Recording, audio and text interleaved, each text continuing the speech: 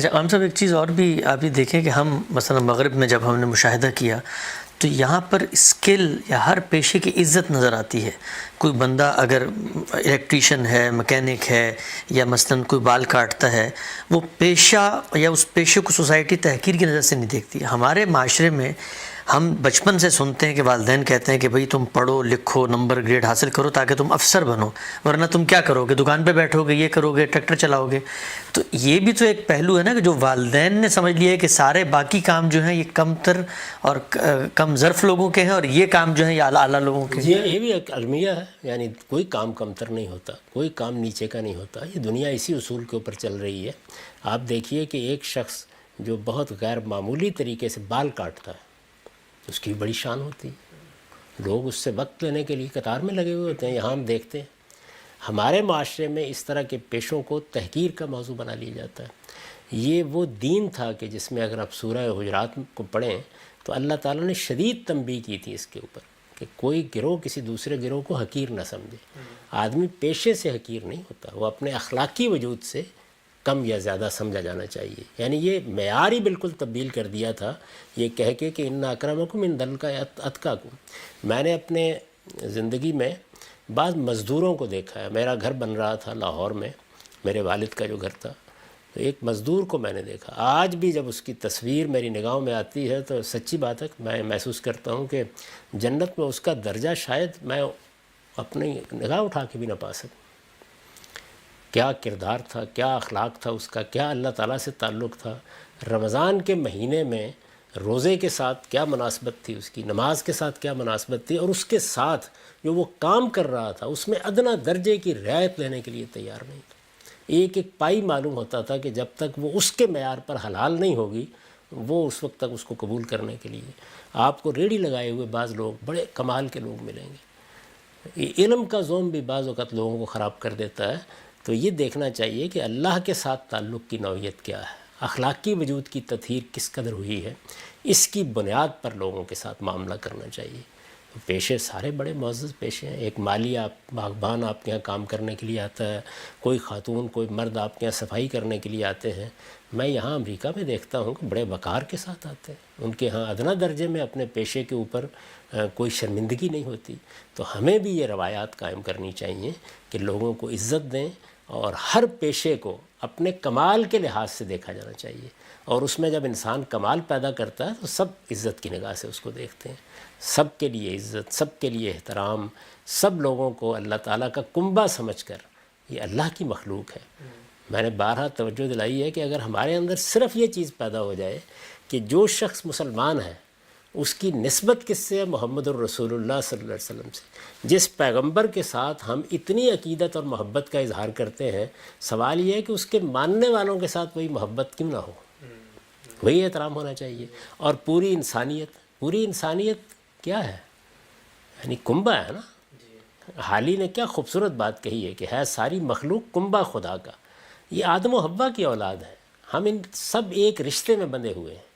اس لحاظ سے دیکھیں تو ایک ایک انسان، وہ یہودی ہے، مسیحی ہے، وہ ہندو ہے، کسی مذہب سے تعلق رکھتا ہے، کسی قوم سے تعلق رکھتا ہے، کالا ہے گورا ہے، سب آدم و حوا کی اولاد ہے، بھائی ہوئے نا ہمارے.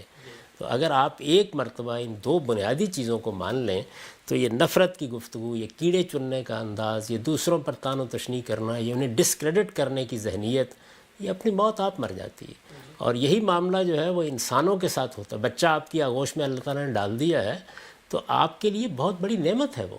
آپ کا اصل کام یہ نہیں ہے کہ آپ اپنی خواہشات اور اپنی ناکامیوں کا بدلہ اس سے لیں، بلکہ یہ دیکھیں اس کی شخصیت کیا ہے، اسے پروان چڑھائیں. اور اس میں سب سے بڑا ہدف کیا چیز ہونی چاہیے، اس کا اخلاقی وجود. وہ اخلاقی وجود ہے کہ جو پاکیزگی کے کمال پر پہنچے گا تو دنیا کے اندر روشنی پیدا ہوگی. باقی پیشے، تعلیم، یہ سب چیزیں، ہمارے یہاں تعلیم کا معاملہ بھی ہے. ہر بچے کو لازماً FA BA کرانا ہے.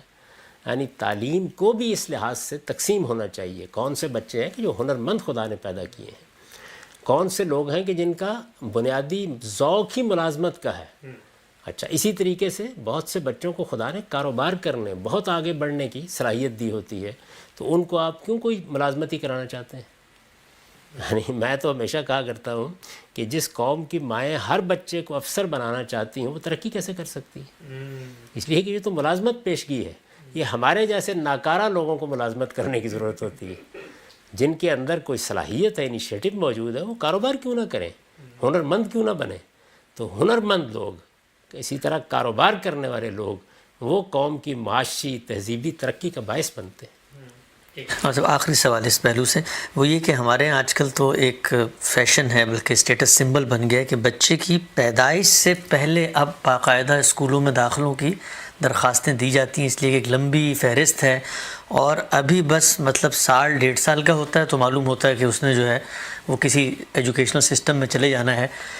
یہ موضوع اصلاً تو بچوں کی نفسیات کے ماہرین اور تعلیم سے متعلق ہے، لیکن زندگی کے تجربے کے طور پہ آپ اس کو کیسے دیکھتے ہیں کہ بچوں کو اسکولوں یا ایجوکیشنل سسٹم کے حوالے کر دینا یا ماں باپ کی پرورش پرداخت کے زیر سایہ رہنا، یہ مرحلہ کب ہونا چاہیے؟ میرے نزدیک تو وہی بات جو انسانی تجربات سے معلوم ہو گئی ہے، 5 سال تک بچے کو والدین ہی کو وقت دینا چاہیے. والدین ہی سے وہ اپنی فطری طریقے سے چیزوں کو سیکھتا ہے، انہی سے سچی مناسبت اس کو پیدا ہوتی ہے. اس سے تو انسان کی شخصیت کے کچلے جانے کی ابتدا ہو جاتی ہے. یعنی آپ نے اس بچے کو جس نے ابھی بھاگتے ہوئے آپ کے پاس آنا تھا، آپ کے سینے سے لگنا تھا، آپ کی باتیں سیکھنی تھی، آپ سے وہ میراث لینی تھی، اس کو آپ دوسروں کے حوالے کر دیتے ہیں. وہاں وہ سہما ہوا بیٹھا ہوا ہوتا ہے. کچھ مناسبت پیدا کرنے میں 6 مہینے لگتے ہیں، چلیں وہ پھر آپ کے فیصلے کو قبول کر لیتا ہے. آپ نے کوئی گھنٹے 2 گھنٹے کے لیے بچے کو بھیج دیا کہیں، یا کسی اپنی مجبوری کے تحت فرض کیجئے کسی ڈے کیئر سینٹر میں کچھ دیر کے لیے بھیج دیا، لیکن اس کی حقیقی تعلیم تربیت ماں باپ کی آغوش میں ہوتی ہے. تو 5 سال کے بعد ہی، 5-6 سال کے بعد ہی یہ ہونا چاہیے کہ وہ باقاعدہ کسی اسکول میں جائے یا کسی اس طرح کے سسٹم کے حوالے ہو. ہمارے ہاں ہر چیز جب یعنی کمرشل ہو جاتی ہے تو پھر اس کے ساتھ لوگوں کے بہت سے مفادات وابستہ ہو جاتے ہیں. نظام تعلیم کا معاملہ بھی اسی طریقے کا ہے. کبھی ہم اس کو اس طریقے سے ریفارم نہیں کر سکے کہ وہ صحیح خطوط پر استوار ہو، اس میں تنوع بھی رہے، اس کے اندر انسانی صلاحیتوں کا اعتبار بھی رہے، اس کے اندر جو ضروری یکسانی ہے وہ بھی پیدا کی جائے. تو اس میں بھی بعض ایسی باتیں کہی جاتی ہیں کہ جن کی کوئی بنیاد نہیں ہوتی. 12 سال کی تعلیم، جو پہلے 12 سال کی تعلیم ہے، یہ معاشرہ دیتا ہے. اور اس میں یہ بڑا ضروری ہوتا ہے کہ آپ یہ دیکھیں کہ بحیثیت مجموعی سب کو کیا تعلیم ملنی چاہیے، اور بچوں کی شخصیت اور ان کے تنوعات کے لحاظ سے ان کو کیا مواقع ملنے چاہیے.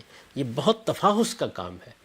آپ سوچیں ذرا تھوڑی دیر کے لیے، میں بعض اوقات دیکھتا تھا کہ جن بچوں کو ساری زندگی ایک مصرع نہیں پڑھنا آنا، جتنا جی چاہے زور لگا لیں، ان کو غالب اور حالی اور اقبال کے اشعار کی شرح لکھنے پر مجبور کیا جا رہا ہے. بچوں کے اذواق میں بہت فرق ہوتا ہے، بہت فرق ہوتا ہے. جو چیزیں سب کے سیکھنے کی ہیں وہ متعین کرنی چاہیے، جو ان کی شخصیت کے لحاظ سے سیکھنے کی ہیں یا ان کے انتخاب پر چھوڑنی چاہیے وہ الگ ہونی چاہیے. یہ بہت کام کرنے کی ضرورت ہے، لیکن کون سنتا ہے فغان درویش.